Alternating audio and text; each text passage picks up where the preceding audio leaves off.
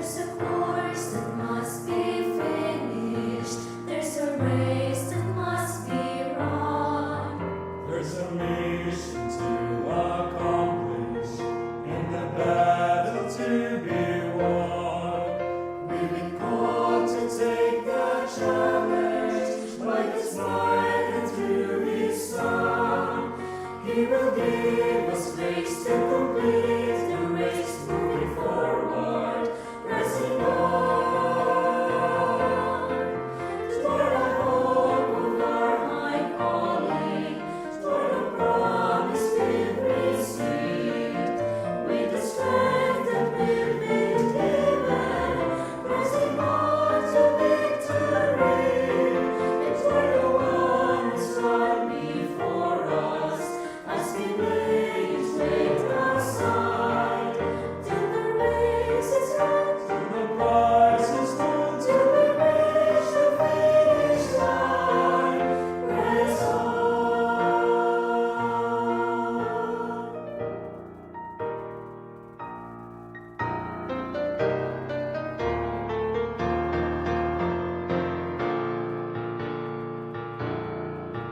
There's a faithful cloud of witnesses who inspire us in our task. they have fought the fight. They have won the race, they have won the crown at last. And the lives they live remind us that to the race the time seems long.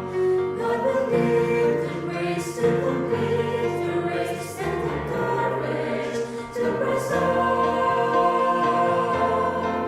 Toward the hope of our high calling, toward the promise we've received, with the strength that we've been given, pressing on to victory, and toward the one who's gone before us, as we lay His weight aside, till the race is run, Till the prize is won, till we reach the finish line. Toward the hope of our high calling, toward the promise we've received, with the strength that we've been given, pressing on to victory, and toward the one who's gone before us, as we lay His weight aside, till the race is run, till the prize is won, till we reach the finish line. Press on, press on, press on and on. Press on. Amen. Let's keep praising on. Amen? Amen. Lahat po nang na-bless sa Sunday School, shout aloud, amen? Amen. Praise the Lord for that enlightenment that we receive from the Word of God regarding the Christian salvation. Amen? Lalo po nating na-appreciate ang ating kaligtasan. Pribileyo ni bigay ng ating Panginoon. Tiyo ko na ni Pastor Pruby, the challenge ka na that we need to be a good steward for that privilege kakabsat. Amen? Are you saved? Amen. Naalala ko mga kapatid, yung mag-asawa, si Mike at Alice. Matagal na silang mag-asawa mga kapatid. Meron silang 2 anak na babae na napakaganda. So nag-try ulit sila kasi gusto nila ng lalaki kasi meron na silang 2 anak na babae. So nag-try sila.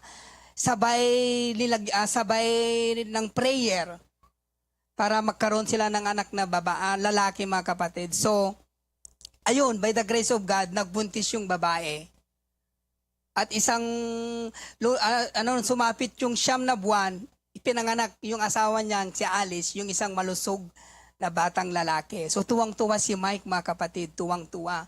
At dahil sa kanyang excitement, dali-dali siyang pumunta sa nursery station para makita yung anak niyang lalaki. So, nung nakita niya yung anak niyang lalaki mga kapatid, nanlumo at nanghina siya.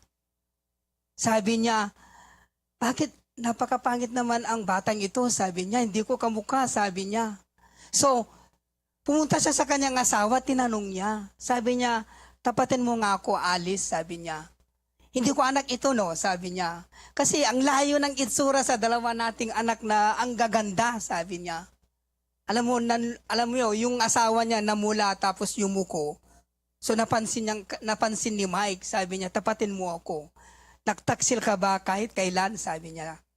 Sabi naman ng kanyang asawa, sa dalawang anak natin, oo, sabi niya. Matagal na pero itinigil ko na. Pero sa pagkakataong ito, sure ako, ikaw ang ama nito, sabi niya. You know what? I'm sure of my salvation because I'm sure of my Savior. Amen?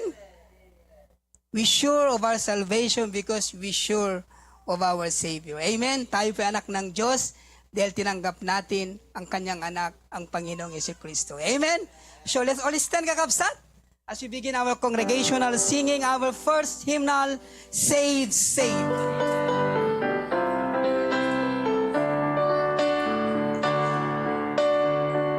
Right in the first verse, sing on. I found a friend who is all to me. His love is ever true. I love to tell how he lifted me and what his grace can do for you. Saved by his power divine, saved in your life sublime. Life now is sweet and my joy is complete, for I'm saved, saved, saved. He saves me from every sin and harm. Secures my soul is saved. I'm feeling strong on his mighty arm. I know he'll guide me all the way. Saved by his power divine, saved in your life sublime. Life now is sweet and my joy is complete, for I'm saved, saved, saved. When poor and needy and all alone, in love he said to me,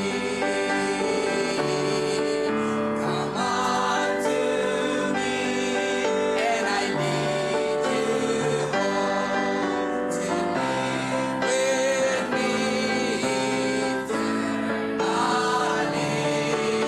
Saved by his power divine, saved in your life sublime.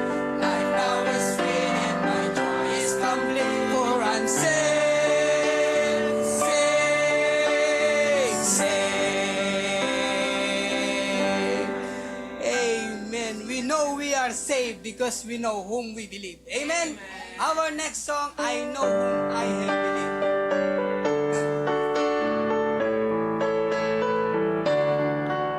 Right in the first verse, sing on.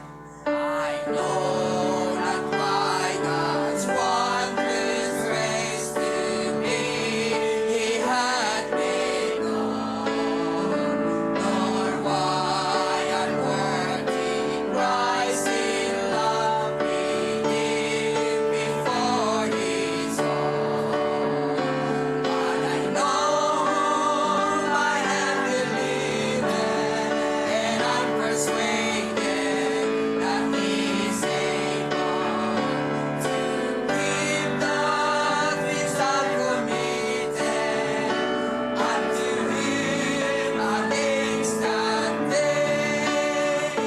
I know not how this saving faith to me he did impart, nor how he living in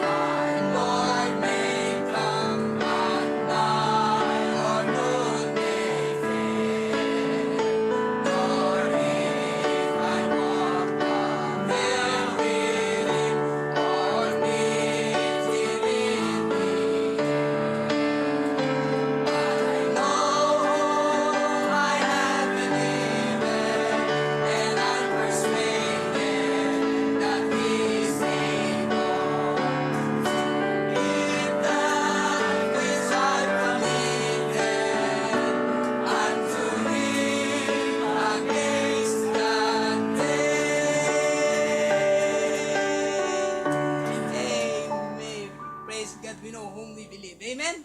You know, the Bible says in Romans 14:8, for whether we live unto the Lord, and whether we die unto the Lord. Whether we live therefore or die, we are the Lord's. Amen? So how can you lose your salvation? Amen? Agbyag tayo iti Apo, matay tayo iti Apo, or agbyag tayo ken matay tayo, kukuha na tayo iti Apo. Amen? Our last hymn, He hideth my soul.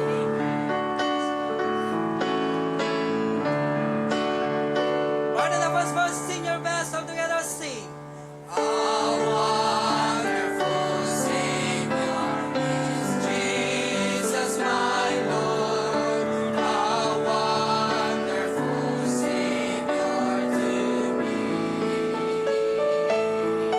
He hideth my soul in the cleft of the rock, where rivers of pleasure I see.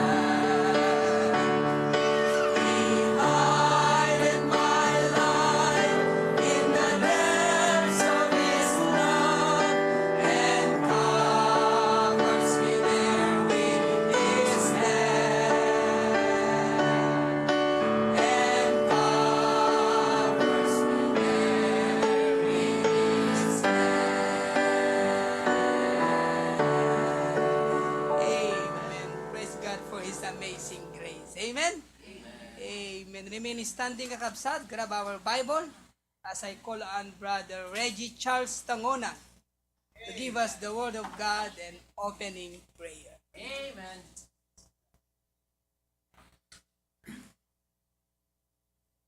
Good morning, Pastor Provi. Good morning, Pastor June and Mom Cora. And good afternoon to everyone here in the church. Amen. Let's open up our books to Proverbs 3, 1 to 7.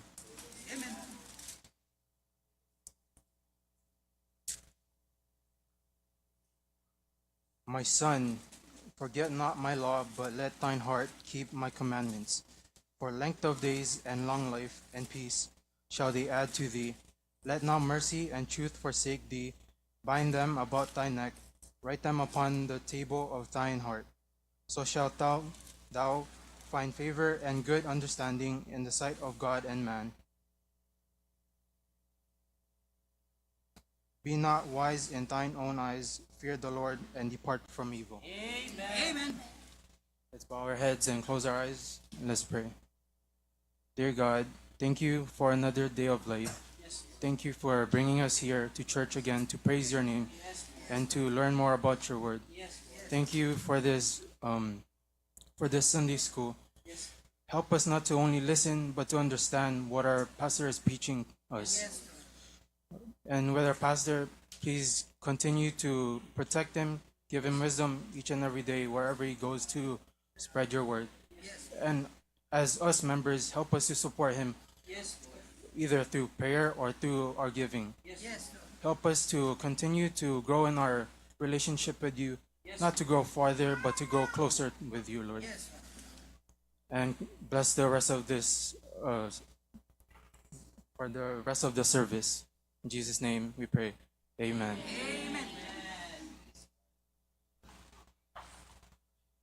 Praise God. You may be seated kakabsat. Amen? What a blessing. Sino kada kayo nakasagana ka di Jaya? It's a blessing to see Charles. Sumarunod to ni Ansley. Amen? And then ni Ezekiel. And then nagpababa patinggana ka ni Sandro. Amen? Oh, na yun kakabsat. What a blessing. Talaga na bigla nagka di Jaya. Karmin natin show nagjikararag na kakabsat. Amen? What a blessing. Hanggang maka move on. Kasi di kalman, sino kada kayo in-expectar na ni Daniel ngagpakanda di ba karang kakabsat? Amen? Nangrugi di Wednesday di jay. Tapos di kalman agad ni dinner diretsonan kakabsat. Talagang kasla James Bond, men of many talents. Anyway, praise the Lord for this afternoon. It's good to see you all kakabsat. Marik nayo tibara na. Deta ti resulta ti kaadu tayo. Nasayaat nga bara deta kakabsat. Amen. 50. We are our number in the sanctuary is 50. At dada pa iti awan, dada masakit kung nakabakasyon, ngumnuman pa kasta, nagsayaat ti hapo, nagadut maka ni Jelikod kakabsat, hangim manay, so adupe karga jesirok na. So plastaron day to ti plastar to gaw tayo tapno mairwar tayo to amin na makandamdama. Kanya yung adat-tarwar, except kung ni Tito Sam, ilasinan dakan ko belang Tito Sam. Maya, ni Ishan. Texan nyo man ni Ishan nung nakasublain. Maon sabi ni Ishan. joke lang kakabsat. But praise the Lord. Ipakita tayo man ito screen. Digiti kakabsat joining us on Zoom this afternoon. It's good to see you all. Ni Nani Josefina, Mang Lawrence, Ma'am Cora, Tito Sam. Naimbaga malam mo Tito Sam. Tita Teresa Inmawi. Sis Marivic. Kanain ko malipatan tinaga ni Tita Riza.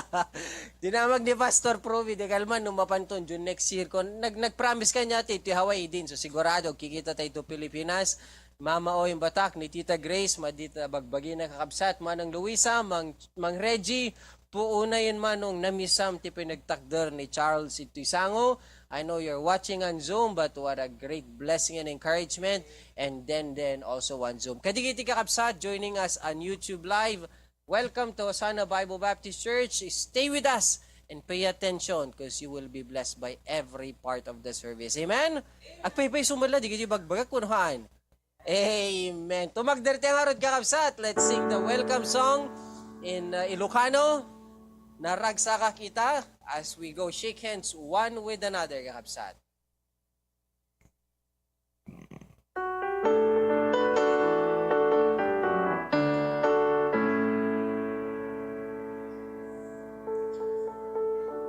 Nadapan sa Bella Pilipinas tayo lyrics tayo kakabsat. O writing agsabli. There you go! Nakaraw ko rin pa.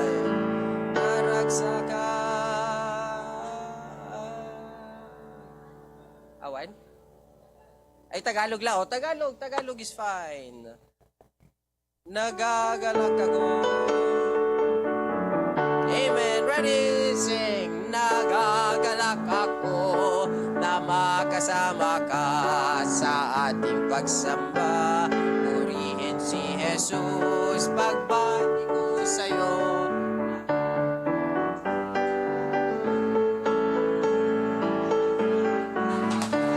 Huwag kang mahiyang makipagkamayan, magsabi ng amen at magdalanginan. Handog ng ating Diyos ang lahat. Maraming salamat. One more time. Nagagalak ako sa ating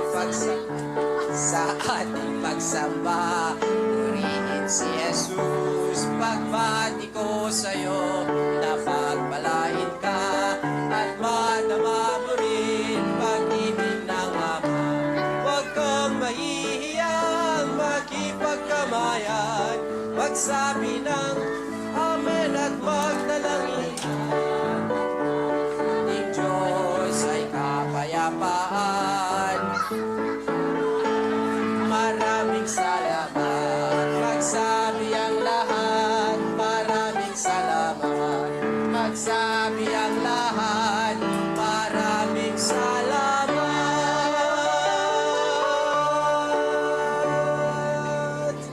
Amen. Praise God. You may be seated, kakabsat.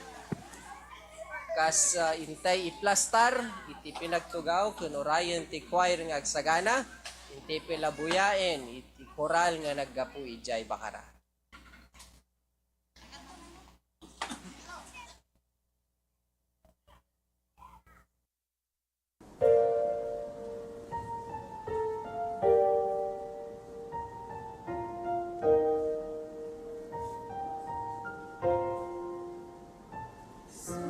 Bawat saglit sa araw-araw, may lakas akong tinatagay. Sa ako nagtiwala, kung kaya't hindi manghihirap, siya'y dumayan kagapayo. Sa gitna ng mabulong mundo, kung kaya't hindi mauubusan ng lakas na aking kailangan.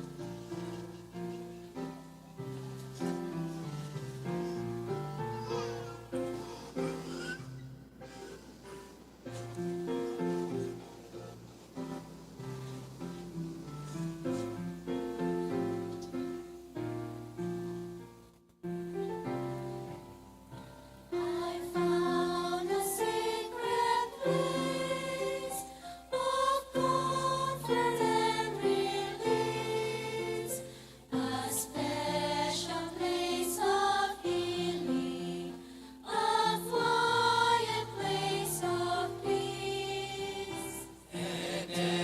Everyone who dwells there finds rest beneath God's peace.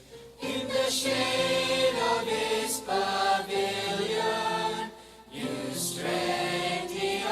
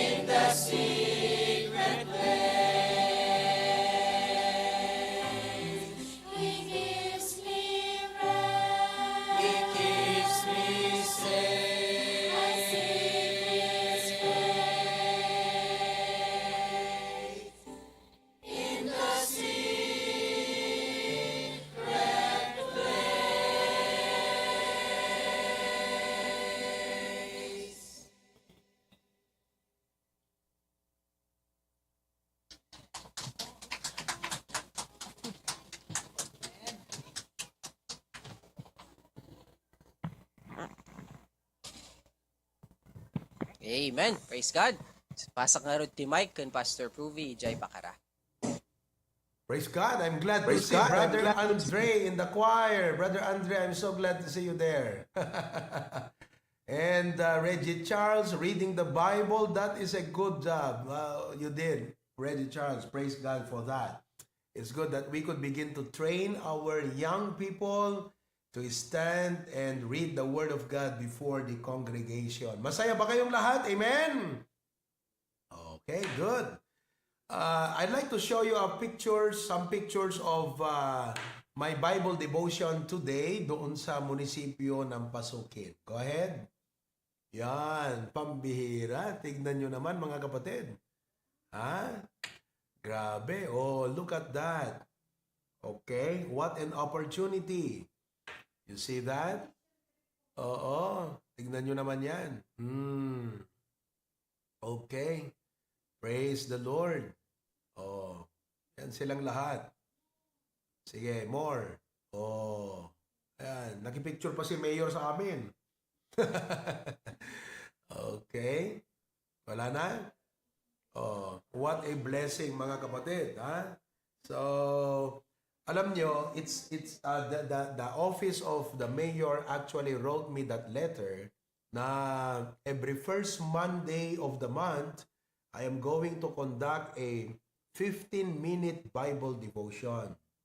At kunagan ni Mayor Itatay, medyo bitin. Sabi ko nga sa kanya, Mayor, bitin, 15 minutes, kunakat, buwan nga rod, pastor ko na iso nga, tuno maminsan kat dapat mangrugi tayo 7:30 ko na.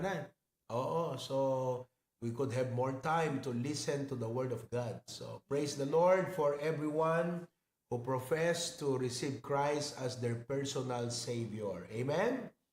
Okay, maraming salamat sa inyong mga panalangin. We are gaining ground and influence and I'm just thankful to the Lord na pwede tayong magamit ng Diyos not only to our church and to other churches, but even in the career world, you know. The mandate is not just to invite them to come to church, but the mandate is to go and teach all nations.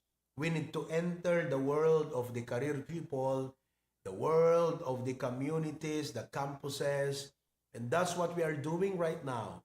It's a diversity of people coming from different backgrounds, but everyone has soul. That is the primary goal and reason why I am going to these places, because I want to preach the gospel for the salvation of their precious souls. Amen? Okay? Maraming salamat din sa inyong panalangin doon sa aming mission trip. Okay? I officiated a wedding last Monday in Sanchez Mira at marami tayong mga bisita na taga Sanchez at iba't ibang lugar. I'm glad that I was able to share the gospel. It was like a promotion for our ministry, mga kapatid. Okay? Meron pa tayong bisita na judge, taga Nueva Ecija, kamag-anak noong kinasal. And they also were blessed doon sa ating pag-officiate ng kasal. Oo. Then, the following day, we traveled to Luna, Pudtol, tapos Conner. Dumaan kami doon. We dropped by the municipality of Conner. And that same day, they just actually opened and inaugurated the new municipal hall of Conner. Oo, ang daming mga tao. Tapos from there, nag-proceed kami doon sa Tabuk City. Actually, I did not know na meron palang family camp na ginagawa doon sa Tabuk City by the churches in the Kalinga. Merong 8 na mga churches sa Kalinga. So I called up my friend and said, Pastor friend, pupunta kami dyan sa Tabuk, mamamasyal kami. Sabi niya, Pastor, may dito, family camp. Speaker namin si Pastor Jun Lumagbas from Bible Baptist Church, Katipunan, Cebu. So sabi niya, pwede bang mag-preach ka? Sabi ko, pwede. Oo, mabalin. So I preached that evening. Mga kapatid, these are some of the pastors that we met, okay, in Tabuk City. And the following day, after I preached that night, ayan diyan ako nag-preach. Tent lang siya. Tingat taltalon, gitna ng bukid. I remember the early days of the Baptist churches here, parang ganon. Gumawa sila ng mga upuan na made of bamboo. Walang sandalan sa likod, upuan lang. There are about 300 delegates. Baryo talaga mga kapatid. Tapos the following day, yung mga pastors, I preach Ilocano straight. Diretsong Ilocano. The following day, the pastors came to me and said, Pastor, na-bless yung mga men namin, yung mga members namin. Kasi kayo lang ang naging speaker namin na nagawang magsalita ng diretsyo na Ilocano. Tuwang-tuwa sila. Bless na bless sila dahil diretsyo Ilocanong preaching nyo. Because when I observe, sabi ko, parang baryo to, mga Ilocano to. Kaya, although nakakaintindi sila ng Tagalog, iba kasi yung when I speak in Ilocano, may mga emphasis na maipaparamdam ko yung point ko sa inyo pag ginamit ko yung Ilocano na lengguwahe o dialect. Pero siyempre dahil sa diverse na yung ating audience, kaya nagtatagalog na ako. But I preach Ilocano. So the following day, pumunta sa akin, nag-request sila, Pastor, na kung pwede, mag-preach ka ulit mamayang gabi. And I said, oh no, I cannot. It will be unethical. May guest speaker kayo eh. Ayokong umagaw sa eksena. Kung gusto nyo, you organize a pastor's conference and I'm going to come and conduct the conference para ma-strengthen kayo. And they're very excited. Kaya siguro by August or September, magkakaroon tayo ng Pastors Strengthening Conference sa Kalinga, all throughout Kalinga. Okay? And it will be an honor for us to help the churches there.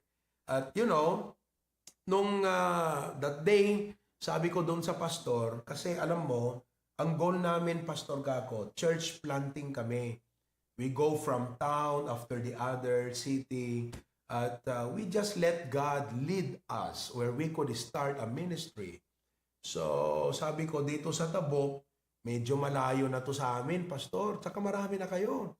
So, ang gagawin na lang natin, we could help this place by strengthening you and the churches. Oo, sabi niya, yes, maganda yan, Pastor.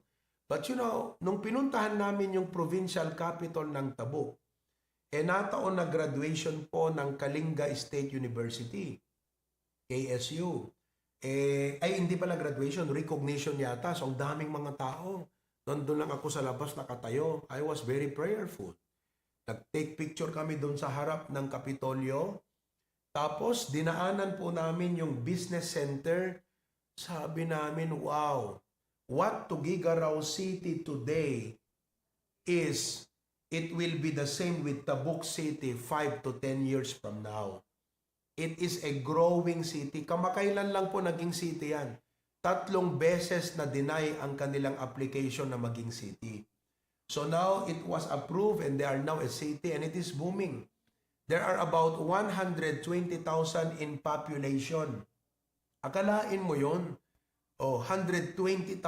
Malaki ang Tabuk City.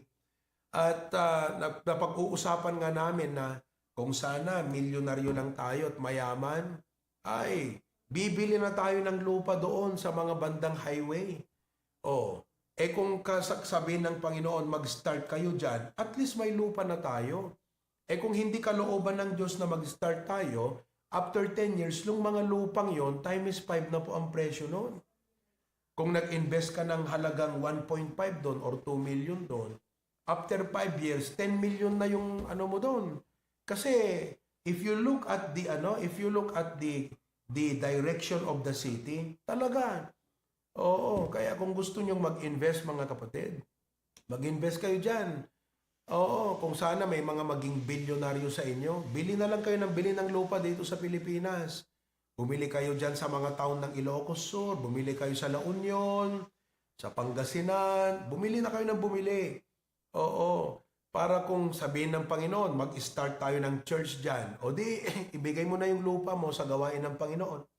Kung nakabili ka ng 2,000 square meter, sabi mo, Pastor, yung 500 ibigay ko sa church, yung 1,500 gawin nating business center, commercial building. Mga kapatid, kung mangarap kayong yumaman, hindi yung yumaman na dahil sa gusto mong yumaman. Mangarap ka para sa ministry. Oo, kung alam nyo na binigyan kayo ng Diyos ng kapasidad, mga kapatid, don't settle for average. If you can actually go for becoming a wealthy Christian, not just a wealthy person, but a Christian, parang si John D. Rockefeller. Oh, di ba? Baptist yun, ang yaman nun. Ilang mga churches ang itinayo nun? Oh, di ba? Ilang mga foundations ang tinulungan yan. Maging John D. Rockefeller ka para sa Panginoon. Oh, kung hindi naman yun ang ng Panginoon sa'yo, okay lang. Di ba? So, pray for Tabuk City, mga kapatid. Palagay ko, one of these days, babalik tayo doon. In fact, kahapon, may na-acknowledge ako na nanonood from Tabuk City. Oh, from Tabuk City, pumunta kami sa Tuaw dahil yung isang pastor na speaker nila, si Pastor Joey Ando, gusto niyang mag-lunch kami doon. So, nag-lunch kami sa Tuaw. Then, yung Tuaw kasi nandun yung Piat. Alam niyo po yon, yung shrine. Oh, yung ano ba yung shrine na yon sa Piat? Basta, yung shrine na pinupuntahan ng mga devoted Catholics. Oo. Then from there, tumungo kami doon sa Tugigaraw. Mga kapatid, I shared the gospel doon sa family ni Brother Noel Kalangan. Yung member natin, kapatid natin sa Australia. Yan o. Oh. Pambihira. Nung sinabi ko mag-start tayo ng Bible study, kapatid, sabi nung kapatid niyang babae, Pastor, can I invite visitors to come? Sabi niya. Oh. From there, pumunta kami doon sa pamangkin ni Mama, kamag-anak namin from Isabela, second degree cousin ko. Oo. And I shared the gospel to them, sa mga anak po niya. At tumanggap sila sa Panginoon. Kahapon, nag-join sila sa Zoom sa ating service, mga kapatid. Oh. Tugigaraw City has 160,000 in population. That does not include the students in the universities and colleges. Kung ilang libo ang nag-aaral po dyan. Yung pamangkin ni Mama na ikamang sadyay, yung kanilang bahay sa katabi, mayroong 3-story building na boarding house. 30 na estudyante ang nagbo-boarding sa kanila. Oh, can you imagine that? So, you know, again, one of these days, we'll travel the 6-hour drive to Tugigaraw para lang mag-Bible study doon. And we'll see how the Lord will lead us. Kaya, kung kayo ay payamanin ng Panginoon, bumili tayo ng lupa doon sa Tugigaraw, mga kapatid. Amen? Oh, di yung samot kayat, bumaknang, nabannog kay samot, ubrang kakabsat. Damagaman ta kaabay mo, nabannog kang samot, ubrang kabsat, gayam. Amen. Okay. Kaya tulong-tulong tayo, mga kapatid. Tapos nung umuwi kami sa Claveria, I officiated another wedding last Friday. Kaya last week was a busy week and this week will again be a very busy week for us. So continue to pray for my strength and my health. Malaking bagay po ang panalangin nyo. Sa lahat ng mga ministering na aking ginagawa, may bahagi kayo doon because of your prayer and because of your partnership to the servant of God. Amen? Okay, so ready na ba kayo sa Word of God, mga kapatid? Oh, may kape tayo. Galing sa Bishop Residence. Amen. May coffee shop po sa Bishop Residence. Oh. Okay. Apakasarap naman yan. Grabe. Okay, pampagising. Amen. Dahil tingin ko pa lang sa inyo, inaantok na ako eh. Okay, to God be the glory. Now, meron po akong gustong i-share sa inyo na 4 principles about going forward. Okay, because, you know, in Ephesians chapter number 5, buksan natin ang mga Biblia natin, sa Ephesians chapter 5, let's all stand together, please.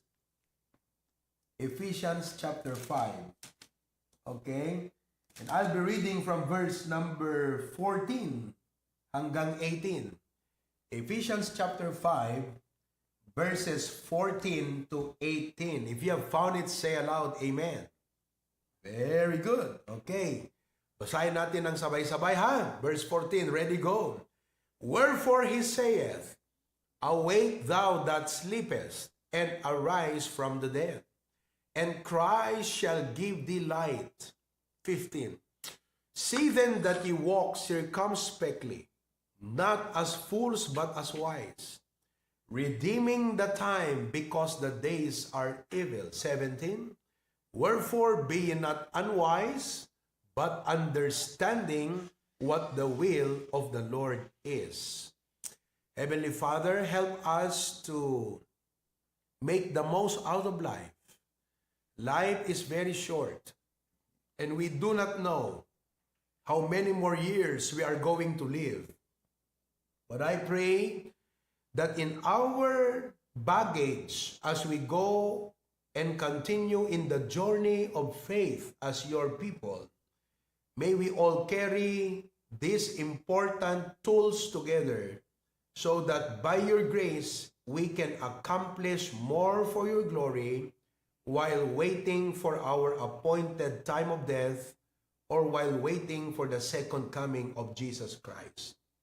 Lord, I pray that you arrest the attention of everyone.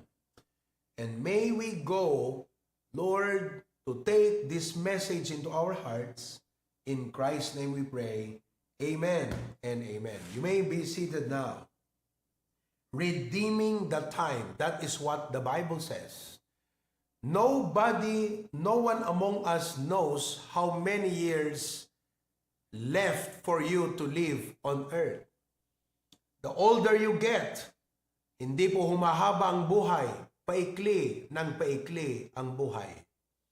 The older you get, the more you should realize that you are just counting down and you are not counting up.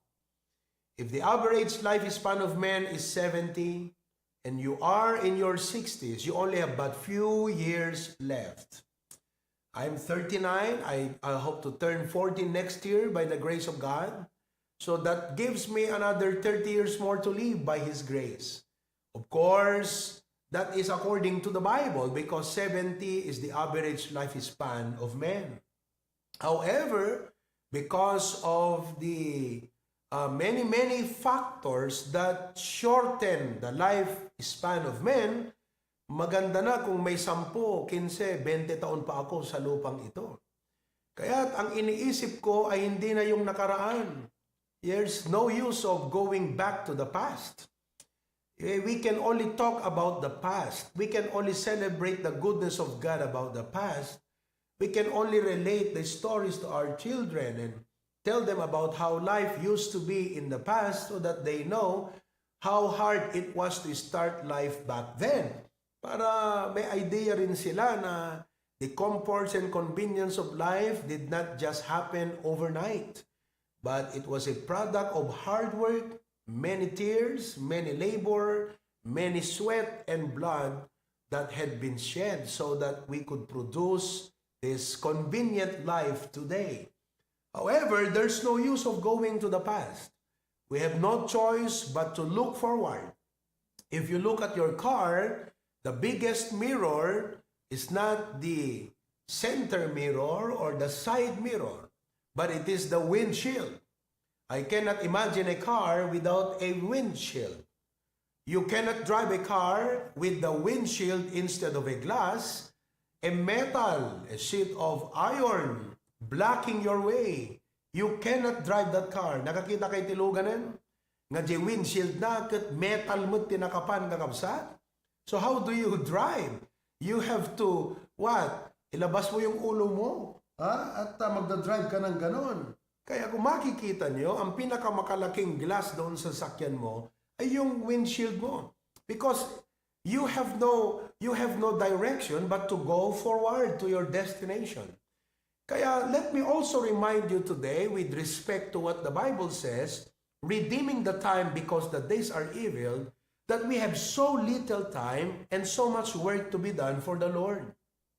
Can you imagine how many, sabi nga nung isang pastor yung 60 years ng ating buhay, if you live up to 60 years, 48 years of that 60 is spent in studying and working. So 60 minus 48 is 22 years. Tapos yung natitirang 22 years, mga kapatid, out of that 22 years na natira, about 15 years of that is spent in eating and preparing. So, ang natitira na lang, 7 years. Can you imagine that? Out of that 7 years, about 5 years are spent in leisure. Today, because of cellphone, palagay ko, the number is even bigger.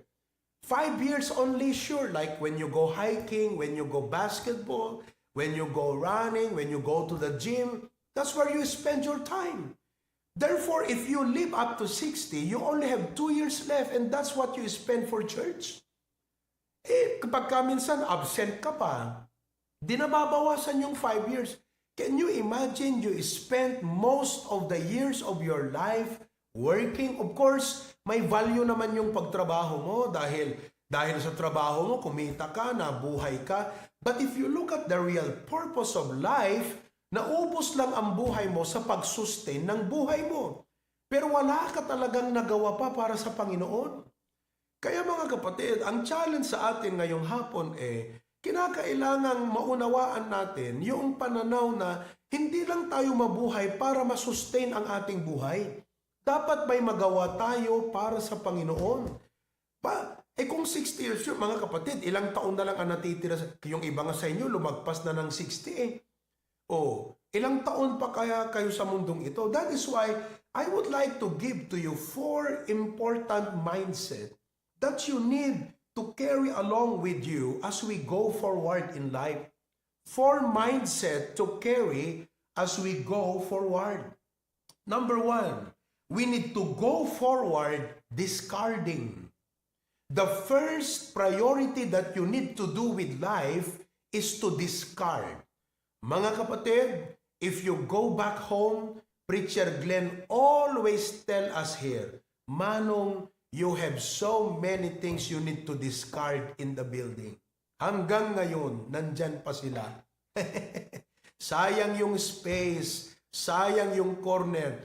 He keeps telling me that, But sometimes because of busyness, we have no time to do it. But I realize the importance of that priority. That the building is supposed to be a functional space. But how could it become a functional space when those supposedly functional spaces are being occupied by waste and trash and not functional matters of life? So for that space to serve its purpose, I need to practice the priority and discipline of discarding things. Sabi niya nga pag ang isang gamit ay hindi mo na nagamit ng 3 buwan, there is no way you are going to use that in the coming months. And if that's not going to be useful anyway, it has no business occupying a space that should be occupied by something that's functional. Now, I'm here to tell you folks and friends and brothers and sisters that if you are occupying your time with things that should be occupied by things that matters most, and even more important, like your service with God, like your time with your wife, time with your children, time with your family, time with the brothers and sisters together, time going out gospel tracts, distribution, but you're spending it on things that has lesser value, if not no value at all. Meaning, pag sinabi nating value, ang basis mo dyan yung Christian service mo. Pag hindi ito nakakatulong para umangat ang paglilingkod mo sa Diyos, hindi ito nakakatulong para maging productive ka bilang Kristiyano, you might as well apply the discipline of discarding things. Ang sabi ng Hebrews chapter number 12, verses 1 and 2, The Bible says, wherefore seeing, we also are compassed about with so great a cloud of witnesses. Let us lay aside every weight. There is no runner who aims to win and finish the course with a backpack on him. Awan runner kakabsat na gusto niyang makatapos at manalo na may karga siyang backpack. Kalokohan yon mga kapatid. Kahangalan po yon. Ang tawag doon foolishness. Kaya ang sabi ng Bible, be ye not unwise. Let us admit, folks, that at times we are unwise with our time spending. We are unwise with our money spending. There are times we are guilty that we should apply the principle that it's not because you can afford it, you need to buy it. Many times guilty tayo dun eh. Afford natin pero hindi naman natin kailangan.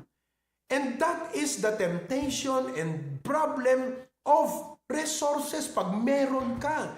Kaya kung wala ka talagang prinsipyo, kung wala kang biblical conviction mga kapatid, masasayang lang ang binigay ng Panginoon sa iyo. Masasayang yung oras mo, masasayang yung resources mo. Kaya itong prinsipyong ito na nakalagay sa Bible, discarding is laying aside. You have to identify it. Ano ba yung mga time consuming sa akin na kung ihahambing ko ito, pag ito ay in-evaluate ko sa aking Christian life, sa aking paglilingkod sa Panginoon, hindi na siya nakakatulong kung minsan nilulunod pa ako. And I keep bouncing back. I have to bounce back all the time na mahuhulog ako, bangon ulit, hulog, bangon, hulog, bangon, hulog, bangon. Parang submarine, lubog, litaw, lubog, litaw, lubog, litaw. Hindi po pwede. Hindi tayo submarine. Tayo po'y barkong naglalayag. So isipin natin yon. It's about time I need to discard these things because otherwise, hindi ako nakakalayo eh. Wala eh. Mahuhulog tayo, magsisimula na naman tayo ng panibago. Ganun na naman. Mahuhulog tayo, simula na naman ng panibago. Hindi ba nakakapagod ang ganung buhay? At hindi yun ang plano ng Diyos sa atin. Ang nais po niya, mga kapatid, that we progress in the race of life. Hindi po yung tumatakbo tayo na para tayong isang, what do you call that pet, na tumatakbo sa isang nakalimutan ko yun, may term doon eh. They use that in business. It's a business term. It's like a, what do you call that? Yung hamster ba yun? Ha? Yeah, na tumatakbo siya sa isang wheel. A hamster in a circle, in a wheel na it keeps running, it keeps exerting a lot of effort. It's running, but it's getting nowhere. Ganun tayo pagka minsan mga kapatid eh. Isang hakbang lang tayo, maya-maya, balik na naman tayo sa mundo, tapos ganun na naman. Wala pong nangyayari sa ating Christian life. Hindi ba kayo napapagod sa ganun mga kapatid? Ang plano ng Diyos in our race is we make a progress. And if we want to make a progress, we have to lay aside every weight. Mga kapatid, let's go home today and we must have decision na, yeah, I have to discard things. I need to evaluate it. Tama yung sabi ni Pastor parang buong buhay ko dito sa Hawaii, puro trabaho na lang. Ayoko namang ganon. In a week, mga kapatid, 24 hours times 7, ilang oras ka sa trabaho? In exchange for money, na ang purpose mo lang na nagtrabaho, magkaroon ng pera, syempre, nag-tithes ka, nag-love offering ka sa Panginoon, praise God for that. But in reality, mga kapatid, ay parang makasurvive ka lang sa buhay. May pambayad ka sa kotse mo, may pambayad ka sa bahay mo. Well, those are all realities of life. Pero, mga kapatid, hanggang dun lang ba ang pwedeng maging buhay natin? Hanggang dun lang ba? Tinawag po tayo ng Diyos na maglingkod sa Kanya. Tinawag po tayo na magbunga sa Kanyang gawain. Ang biyaya niya sobra-sobra, more than you can think, more than you can ever imagine. Kaya lang po mga kapatid, hindi kasi tayo nag-a-adapt doon sa dapat disiplina ng isang Kristiyano. Hindi tayo nagpapaging disipulo ni Kristo. In fact, the word disciple is related with the word discipline. So we are not progressing and moving up in our being a disciple because we do not adopt the discipline. Can you imagine? Ang Christian life po uphill. Oo, totoo yan, uphill. And everything, sabi nga ni John Maxwell, everything worthwhile is uphill. Opo, lahat po ng may katuturan, it's always uphill. If you think that education is easy, try it. It's going uphill. You have to sacrifice, you have to exert. So everything worthwhile is uphill. The problem, listen, is this. Our problem is this. The Christian life is uphill, but our lifestyle is downhill. Pababa tayo. Tignan mo naman yung ginagawa mo sa buhay mo. Ibinababa ka eh. Di ba? O, tignan mo yung priorities mo. Tignan mo yung focus mo. Tignan mo yung pag-spend mo ng oras mo. That is why it's about time that we pay attention to this very important statement of the Bible. Let us run. Sabi niya gaya, ulitin natin yung Hebrews 12:1. We are compassed with so great a cloud of witnesses. Let us lay aside every weight and the sin which doth so easily beset us, and let us run with patience the race that is set before us. Folks, let us go forward discarding. Palagay ko po, kahit ito lang ang maiuwi nyo sa hapon na ito, napakalaki po ang gagawin. You don't realize that when you go home and you actually discard unnecessary things in your house, you begin to realize, malawak pala yung bahay nyo. Maluwang pala yung kwarto nyo. Ngayon, feeling mo ang sikip-sikip. Hello? Sino po sa inyo feeling nyo ang sikip ng bahay nyo? Pati garahe nyo ang sikip-sikip na. Pati bakuran sa likod ang sikip. Subukan nyo pong alisin mamaya yung mga pambihira, expired na pala tong mga to eh. Ang dami nyong mga laman dyan. Ipadala nyo na lang kaya rito mga kapatid, kahit expired na, kainin namin dito. Diba? Maganda siguro mamaya, pag uwi nyo, kunin nyo yan. Ito na yung sinasabi ni Pastor kanina. O Preacher Glenn, kailan tayo magpapadala ng box? 3 box ito. O talaga? Grabe. Yun ang laman ng bahay mo na dapat noon pa tinanggal mo yan. Tapos nung inalis mo, anuwang pala.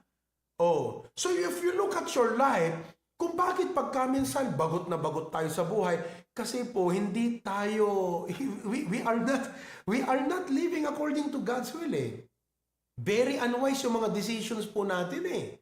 Influence po ng barkada, influence ng ating carnality, influence ng ating pagiging immature, influence yan ng pagiging childish natin, and we make those decisions na wala tayong concern at care sa kung anong mangyayari sa atin, consequences and all. We do not care about the things of God. Tapos magpipreach si pastor, ma-open ka, masasaktan ka, mapupundi ka. Ano ka ba kapatid? Alam mo, it's about time na mag-mature ka. You go home, discard these things, remove the bad attitude in your life.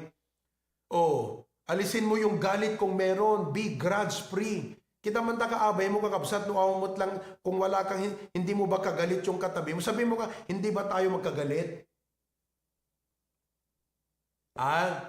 Oh, amen? Hindi ba kayo magkagalit? Alisin ang puot at galit, sabi ng Bible. Remove all wrath and hatred in your heart. Amen po. Oh, you have to also not only be grudge-free, but be greed-free. If you are greedy, you will be pursuing things, mga kapatid, na mapapagod ka lang at wala kang satisfaction sa buhay. You know? So, let us be greed-free and let us also be guilt-free. Huwag kang gagawa ng bagay na lifetime mong pagsisisihan. On the other hand, let us live a godly life. Be content and let us live a godly life, but lay aside weight. Alisin natin ang bad attitude natin. Kung tayo po'y hindi matiisin, mula ngayon, maging patient na tayo. Kung tayo po'y may kayabangan, stubborn tayo, mula ngayon, alisin na natin yon. Amen po ba? Oh, ulitin mo nga, ilagay mo ulit yun. Grudge-free. Ayan o, picturean nyo yan. Yan ang i-post nyo sa Facebook. Anda yan o. Go forward, discard your grudges, discard your greed, discard your guilt. Alisin mo na yan. Amen? Sabi mo sa katabi mo, shake it off, kapatid. Amen? And live a godly life. Paghariin natin ang Panginoon sa ating puso. Paghariin natin ang banal na Espiritu. Pastor, hindi mo alam eh. Kasi ang dami kong mga gusto sa buhay, ang dami kong pangarap eh. Nung bata ako, pangarap ko lang to eh. Ibibigay din ng Panginoon yan eh. Bakit hindi? Amen. Seek ye first the kingdom of God and righteousness and all these things. Pastor, hindi mo alam ang ginawa sa akin eh. Ganito, ganyan. Alam ng Panginoon. Amen. Oh, let the love of God rule in our hearts. I-discard na rin natin ang mga bad habits. Mga kapatid, kahit ito lang, take this home with you. Lay aside every weight. Makakatulong ng malaking bagay sa inyo to. Amen po ba? Okay? Oh, number 2. Next time na, mga kapatid. Okay na yun. Oh. Lord, thank you so much for our message. Kahit isang point ng Panginoon. Pero kung gagawin namin to, napakalaki ang mangyayari sa amin. We commit to you our life. Help us to discard unnecessary things. In Jesus' name we pray. Amen and amen. Maraming salamat po.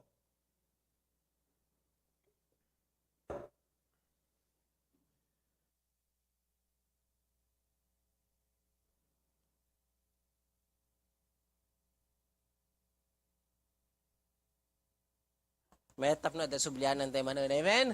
Praise God. Thank you very much, Pastor Pruvi. That really is very true in our lives, kakabsat. Amuyo, dumagsen, iti pa nagbiag. Hanti man marikrik na, no, adu iti partena.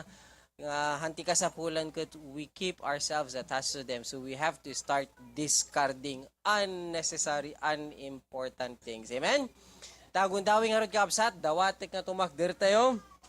Hanti ikararag, dito tithes and offering tayo. Saya at law na iti apo. Amen? Let's stand kakabsat. Let's pray for our tithes and our offering. Heavenly Father, thank you so much, Lord, for this wonderful message. Thank you, Lord, for this past week, the many things you have allowed our pastor to accomplish, Lord. Thank you, Lord, for the many souls that were won. Apo, agyaman kami ti preservation protection mo kengkwa na kinagyaman kami pa apo diti barungo open door, the municipality of Pasukin, that, Lord, they have acknowledged the importance of hearing your word, duray once a month lang apo, ket siga kadi apo ti patuloy mang bendisyon ti mayor, vice mayor, and the rest of the government officials, and also especially our church family led by our resident pastor, Pastor Varian Pasukin. Thank you, Lord, for Pastor Provi. Thank you for the wonderful message that we need to discard things in our lives that are unnecessary. Lord, tulungan na kami nga mga identify digiti, O Lord God. Sometimes we see them, we know them, but we have a hard time detaching ourselves. But please, Lord, give us wisdom, strength, and courage. Lord, at this moment, you are giving us the privilege, the honor to take part in your wonderful ministry. It is just our desire to lift you, to glorify you, and honor you. Kat ni ipasa apo ti vision ti adipin mo. Lord God, tinagadong opportunities nga mabalin mapalawa apo iti pagariam. Kat tulungan na kam kadi apo to steward what you have entrusted us and to expect more as we desire to be used more for your honor and glory. Please, Lord, bless the offering and also the giver, because all this we ask in Jesus' name. Amen and amen. You may bring your offerings, kakabsat.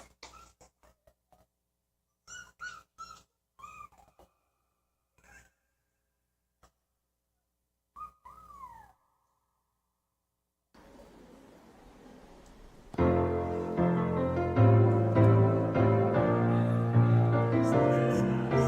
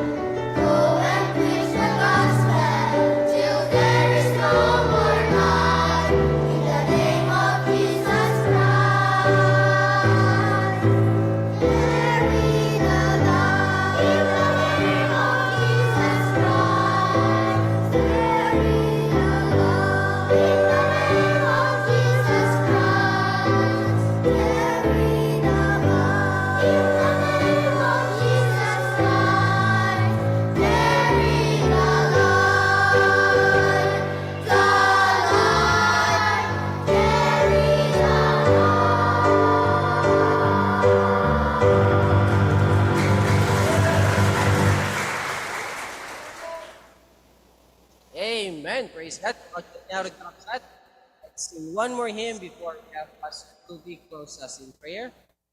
Let's sing that song, Jesus Use Me. Amen.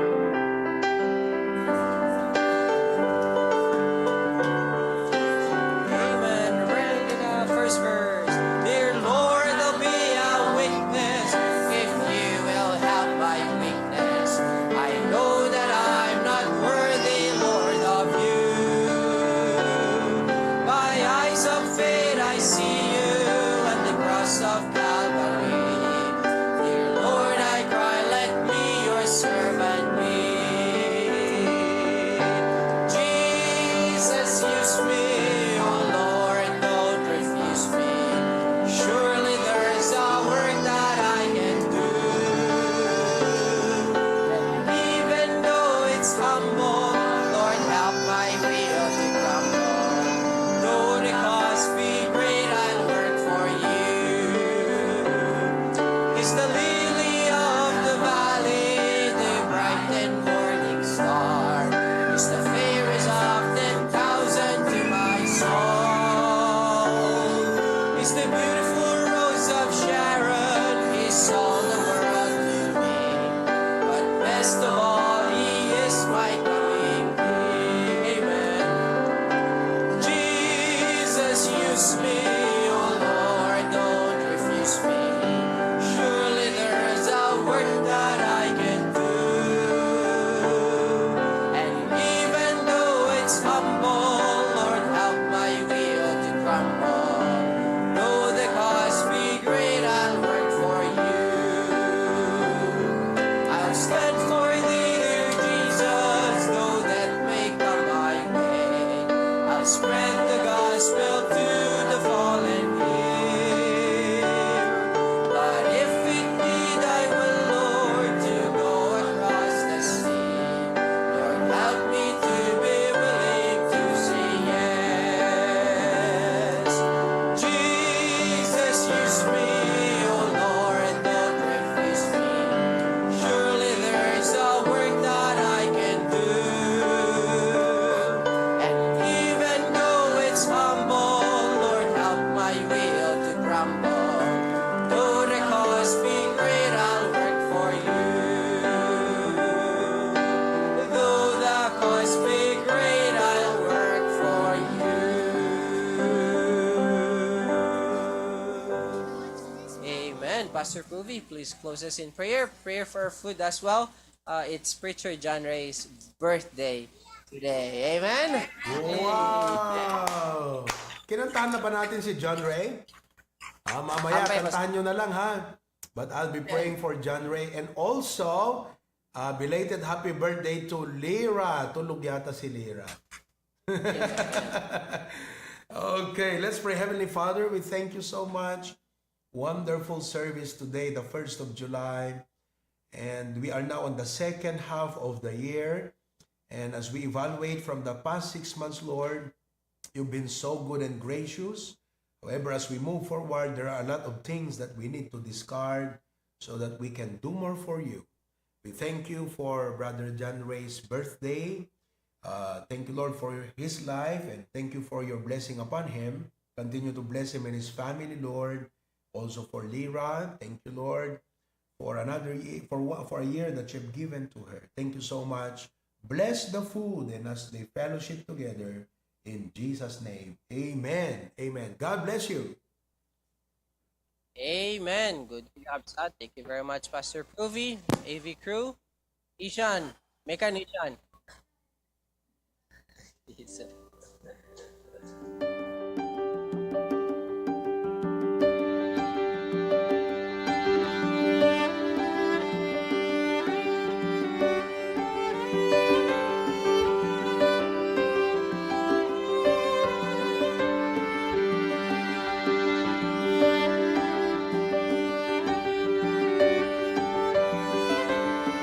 Pagsiwakan kayo dito, babae. Kaya dati nga set up tayo, tapos makaplastar tayo.